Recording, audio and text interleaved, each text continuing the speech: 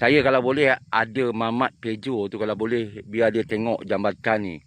Dia kata uh, apa? Ahli politik UMNO dah tengok di Kampung Gusai ni. Tengoklah. Jambatan ni pun dia tak mampu nak buat, nak cerita jalan ke Kampung Gusai. Dia kata berapa? 6 km. 6 km kepala bapak dia cakap dengan dia. Jambatan ni pun nasib baik ada Tokek Balak yang buat jambatan ni. Kalau nak mengharapkan kerajaan. Ini semua, sahabat-sahabat nak tahu, masa Tokek Balak ni nak buat jambatan ni, dia minta tanda tangan semua penduduk Kampung Gusai.